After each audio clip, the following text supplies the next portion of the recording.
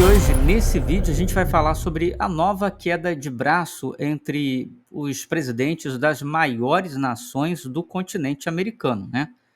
A maior nação, que é no continente norte-americano, os Estados Unidos, e a segunda maior nação, que é o Brasil, no continente sul-americano. Estamos falando de Donald Trump e Luiz Inácio Lula da Silva, que vão travar uma queda de braço, né, para influenciarem diretamente numa eleição da OEA, que é a Organização dos Estados Americanos. A OEA, né, é tida aí como uma organização que trata de assuntos importantes aqui dos países do continente americano. A informação foi divulgada, inclusive, pelo site Metrópolis, e eu vou trazer para você aqui para que você possa entender o que está acontecendo. Bom, a informação traz o seguinte: o presidente Luiz Inácio Lula da Silva abriu uma nova frente de disputa contra o presidente dos Estados Unidos, Donald Trump, ao oficializar o apoio à candidatura do diplomata surinamês Albert Randin para a presidência da Organização dos Estados Americanos, OEA. O organismo escolherá o novo chefe no dia 10 de março de 2025. Os Estados Unidos, por sua vez, se preparam para apoiar oficialmente o ministro de Relações Exteriores do Paraguai, Rubem Ramírez Lezeno, e já inclusive apoiado por grupos de conservadores do país norte-americano. Ele já era inclusive tido como uma pessoa certa para essa organização, né, a OEA, pelos conservadores norte-americanos. A decisão de apoiar Albert Randin foi oficializada pelo Ministério de Relações Exteriores do governo Lula na última terça-feira, 4 de março de 2025. O Brasil foi seguido por Bolívia, Chile, Colômbia e Uruguai. A estratégia do Itamaraty e dos aliados na América Latina é fortalecer um nome capaz de oferecer resistência à ofensiva conservadora de Trump, que deseja influenciar o organismo para aumentar a influência dos Estados Unidos na região. Ao oficializar o apoio de Albert Randin, o Itamaraty citou sua, abre aspas, vasta experiência na diplomacia, com destaque para o seu papel como secretário-geral adjunto da OEA. Ainda de acordo com o governo Lula, o diplomata tem posição única para enfrentar desafios contemporâneos para nossos países ao oferecer uma nova perspectiva que reflita as realidades e aspirações do Caribe e da América em seu conjunto, fecha aspas. Lescano, por sua vez, faz parte de um governo de direita no Paraguai.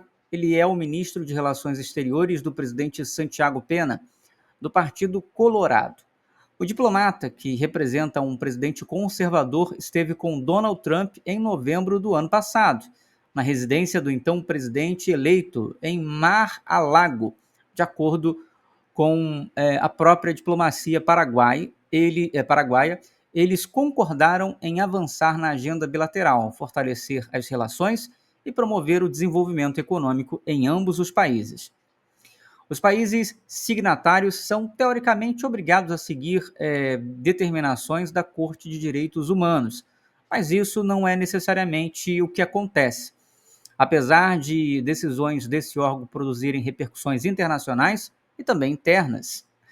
Por isso, bolsonaristas pressionaram o relator da comissão a incluir no seu parecer o que classificam como abusos do ministro do Supremo Tribunal Federal, do STF, no caso Alexandre de Moraes, né, que é aquela briga que a gente está vendo acontecendo aí entre bolsonaristas e o STF. Já o governo Lula trabalha para reforçar que foi vítima de uma tentativa de golpe de Estado em 8 de janeiro de 2023, certo? Então, é isso que está acontecendo. Os dois maiores países das Américas se preparam, cada um tentando fazer ali um presidente que pense um pouco parecido ali com os interesses de cada nação, né? O presidente Lula lidera o Brasil e pensa de uma forma, e o Donald Trump pensa de uma outra forma.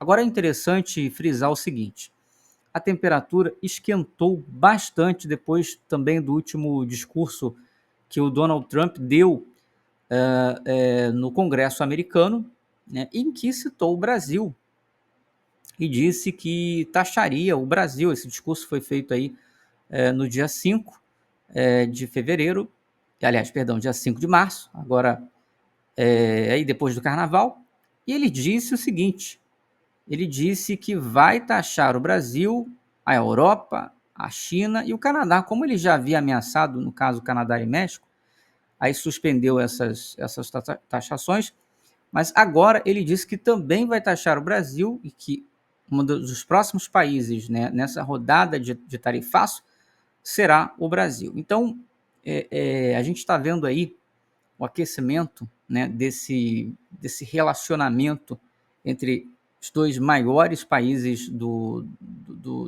dessa série de continentes, né?